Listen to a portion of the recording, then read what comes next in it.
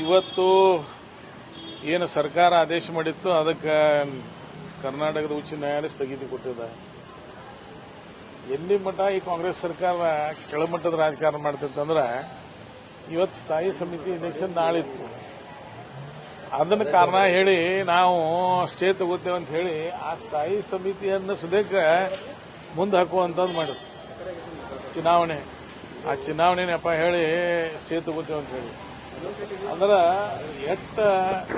ಈ ಕಾಂಗ್ರೆಸ್ ಸರ್ಕಾರ ಕೆಳಮಟ್ಟದ ರಾಜಕಾರಣ ಮಾಡ್ತಿತ್ತಂದ್ರೆ ಇವತ್ತೇನು ನಮ್ಮ ಮೇಯರ್ ಅವರು ಮತ್ತು ನಗರ ಸೇವಕರ ಏನು ರದ್ದತಿ ಮಾಡಿದ ಸರ್ಕಾರ ನಿರ್ಣಯಕ್ಕೆ ಉಚ್ಚ ನ್ಯಾಯಾಲಯ ಕರ್ನಾಟಕ ಉಚ್ಚ ನ್ಯಾಯಾಲಯ ಸ್ಥಗಿತಿ ಕೊಟ್ಟಿದ್ದದೆ.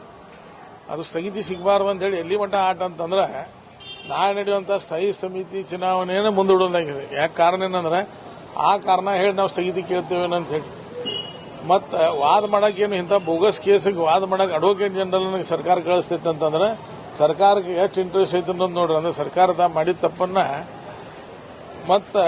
ಮತ್ತೊಮ್ಮೆ ಮಾಡ್ಬೇಕಂತ ಹೇಳಿ ಮತ್ತೆ ಅರ್ಜಿದಾರ ಪರ ವಕೀಲರು ಹಿರಿಯ ವಕೀಲರು ನನ್ನ ಲೆಕ್ಕಲೆ ಇದಕ್ಕೆ 5 ಲಕ್ಷ ರೂಪಾಯಿ ತಗುವಂತ ಒಂದು ಹಿರಿಂಗ್ ಅವರು ಅಂಥವ್ರು ಬಂದು ನಿಂದಿರ್ತಾರ ಅಂತಂದ್ರೆ ಲೆಕ್ಕ ಹಾಕಿದ್ರೆ ನೀವು ಯಾವ ಮಟ್ಟಕ್ಕೆ ಈ ಸರ್ಕಾರ ಸಂಸನೆ ಮಾಡ್ತೈತೆ ಅಂತ ಹೇಳಿ ಕೆಲವು ನಿಶ್ಚಿತ ನಮ್ದೇ ಅದ.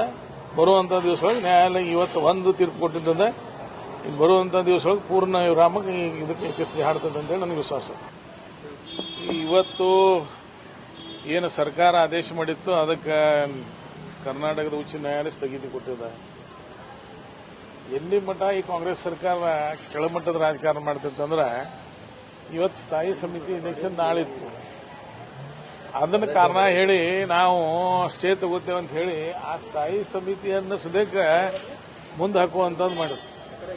ಚುನಾವಣೆ ಆ ಚುನಾವಣೆ ನೆಪ ಹೇಳಿ ಸ್ಟೇ ತಗೋತೇವೆ ಅಂತ ಹೇಳಿ ಅಂದ್ರೆ ಈ ಕಾಂಗ್ರೆಸ್ ಸರ್ಕಾರ ಕೆಳಮಟ್ಟದ ರಾಜಕಾರಣ ಮಾಡ್ತಿತ್ತಂದ್ರೆ ಇವತ್ತೇನು ನಮ್ಮ ಮೇಯರ್ ಅವರು ಮತ್ತು ನಗರ ಸೇವಕರ ಏನು ರದ್ದತಿ ಮಾಡಿದ ಸರ್ಕಾರ ನಿರ್ಣಯಕ್ಕೆ ಉಚ್ಚ ನ್ಯಾಯಾಲಯ ಕರ್ನಾಟಕ ಉಚ್ಚ ನ್ಯಾಯಾಲಯ ಸ್ಥಗಿತಿ ಕೊಟ್ಟಿದ್ದದೆ. ಅದು ಸ್ಥಗಿತಿ ಸಿಗಬಾರ್ದು ಅಂತ ಹೇಳಿ ಎಲ್ಲಿ ಮಟ್ಟ ಆಟ ಅಂತಂದ್ರೆ ನಾಳೆ ನಡೆಯುವಂಥ ಸ್ಥಾಯಿ ಸಮಿತಿ ಚುನಾವಣೆಯನ್ನು ಮುಂದೂಡಲಾಗಿದೆ. ಯಾಕೆ ಕಾರಣ ಏನಂದ್ರೆ ಆ ಕಾರಣ ಹೇಳಿ ನಾವು ಸ್ಥಗಿತಿ ಕೇಳ್ತೇವೆ ಅಂತ ಹೇಳಿ ಮತ್ತೆ ವಾದ ಮಾಡಕ್ಕೇನು ಇಂಥ ಬೋಗಸ್ ಕೇಸಿಗೆ ವಾದ ಮಾಡಕ್ಕೆ ಅಡ್ವೊಕೇಟ್ ಜನರಲ್ ಸರ್ಕಾರ ಕಳಿಸ್ತೈತೆ ಅಂತಂದ್ರೆ ಸರ್ಕಾರಕ್ಕೆ ಎಷ್ಟು ಇಂಟ್ರೆಸ್ಟ್ ಐತೆ ಅನ್ನೋದು ನೋಡ್ರಿ. ಅಂದ್ರೆ ಸರ್ಕಾರದ ಮಾಡಿದ ತಪ್ಪನ್ನ ಮತ್ತೊಮ್ಮೆ ಮಾಡ್ಬೇಕಂತ ಹೇಳಿ ಮತ್ತೆ ಅರ್ಜಿದಾರ ಪರ ವಕೀಲರು ಹಿರಿಯ ವಕೀಲರು ನನ್ನ ಲೆಕ್ಕಲೆ ಇದಕ್ಕೆ 5 ಲಕ್ಷ ರೂಪಾಯಿ ತಗುವಂತ ಒಂದು ಹಿರಿಂಗ್ ಅವರು ಅಂಥವ್ರು ಬಂದು ನಿಂದಿರ್ತಾರ ಅಂತಂದ್ರೆ ಲೆಕ್ಕ ಹಾಕಿದ್ರೆ ನೀವು ಯಾವ ಮಟ್ಟಕ್ಕೆ ಈ ಸರ್ಕಾರ ಸಂಸನೆ ಮಾಡ್ತೈತೆ ಅಂತ ಹೇಳಿ ಕೆಲವು ನಿಶ್ಚಿತ ನಮ್ದೇ ಅದ. ಬರುವಂಥ ದಿವಸದೊಳಗೆ ನ್ಯಾಯಾಲಯ ಇವತ್ತು ಒಂದು ತೀರ್ಪು ಕೊಟ್ಟಿದ್ದದೆ. ಇನ್ನು ಬರುವಂಥ ದಿವಸದೊಳಗೆ ಪೂರ್ಣ ವಿರಾಮಕ್ಕೆ ಇದಕ್ಕೆ ಯಶಸ್ವಿ ಹಾಡ್ತದೆ ಅಂತೇಳಿ ನನಗೆ ವಿಶ್ವಾಸ.